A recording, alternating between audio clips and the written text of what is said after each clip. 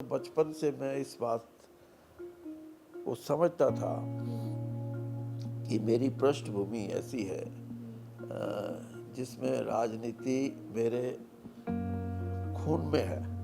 1972 मतलब आज से 51 साल पहले मैंने अपना पहला चुनाव लड़ा।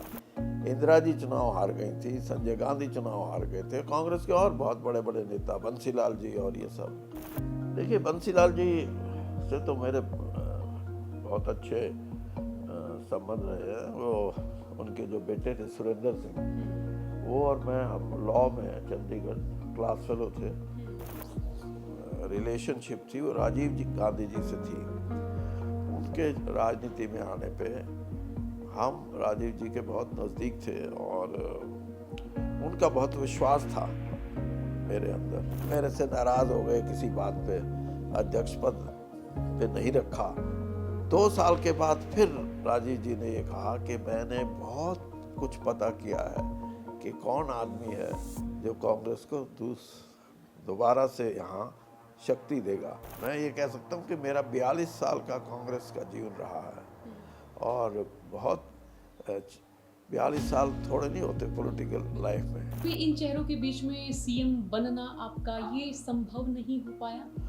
जनसभाओं में ये कहा था कि मैं एक नया युवा लीडर आपको दूंगा। अब हालात एकदम पलट गए। जब पैसे की राजनीति आ जाती है तो वीरेंद्र सिंह जैसा आदमी उसमें सफल नहीं हो सकता। दर्जनों ऐसे साथी होंगे जिनको राजनीतिक मैदान में उतारा भी, एमएलए भी बने, वो मंत्री भी बने, एमपी भी बने और कुछ तो चीफ मिनिस्टर भी बन गए। तो ये है, सब है। लेकिन इसको कोई ये कहे जी आप क्यों नहीं बने, चांस, मैं ये कह सकता हूँ कि मैं बहुत सेटिस्फाइड हूँ अपने इतने लंबे सफ़र से। वरना 51 साल में पॉलिटिकल ज़िंदगी में बहुत थोड़े लोग होंगे हमारे देश में जिनका इतना लंबा राजनीतिक जीवन, और वो भी चुनावी राजनीतिक जीवन, और ठीक ठाक रहा हो। अकेला एक ऐसा कैबिनेट मिनिस्टर बनाया नरेंद्र मोदी जी ने, जो चीफ मिनिस्टर ना होते हुए सीधा कैबिनेट मिनिस्टर। तो सम्मान यहाँ भी हमारे को पूरा मिला है। और हरियाणा में सबसे पहले क्षेत्रीय दल जो बनाया था वो प्रोफेसर शेर सिंह थे, उन्होंने बनाया था।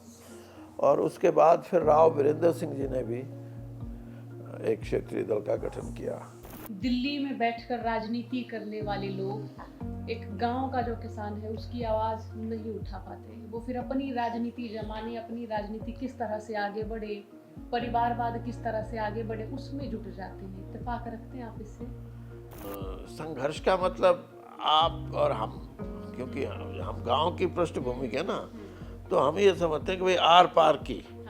इस साल 324 आदमी करोड़पति बने, 34 आदमी ऐसे हैं जो अरबपति बने। ये नहीं, वो कौन लोग हैं? कोई खेती करने वाला है, कोई कमेरा वर्ग है, कोई नहीं। अच्छा, फिर आपने कांग्रेस छोड़ने का जो निर्णय लिया वो मुश्किल था सर? हाँ, मुश्किल तो बहुत था। और मैंने तो कभी सोचा नहीं था कि कांग्रेस हम छोड़ेंगे। शपथ ग्रहण था तो 11:30 बजे मुझे ये भी संदेशा आया प्रधानमंत्री जी के यहाँ से कि कुछ मजबूरी है और आगे देखेंगे। जबकि मेरे घर हज़ारों आदमी वो सेलिब्रेट कर रहे, कोई मेरे प्रतिद्वंदी थे या मुझे नहीं चाहते थे। उन्होंने अपने तरीके से, जैसे छोटी राजनीति होती है, वो चुगली चगली करी होगी, किसी से कहा होगा हम, तो मैं इन बातों में जाना नहीं चाहता। लेकिन था वो सारा राजनीतिक। ऐसी परिस्थिति बना के रखो कि ऐसे लोग आगे ना आ सकें। दुख इस बात का था कि ऐसा नहीं होना चाहिए था। ऐसा आप बढ़ाओ, 2 महीने बाद हटा दो। This may be the first time in the history of parliamentary democracy कि कैबिनेट मिनिस्टर का लेटर आए और 5 घंटे पहले उनको ये कहा जाए कि नहीं, ऐसा, sorry, we can not do it. तो इसलिए बुरा लगा मेरे को। दुनिया जी से मिला भी, उनको भी मैंने कहा, और वो भी ये नहीं चाहती थी कि मैं पार्टी छोड़ूं। और ये भी चाहती थी कि आप बीजेपी में मत जाओ, अगर छोड़ो तो अपनी पार्टी बना लो। मैंने प्रधानमंत्री जी को भी, नरेंद्र मोदी जी को भी ये कहा।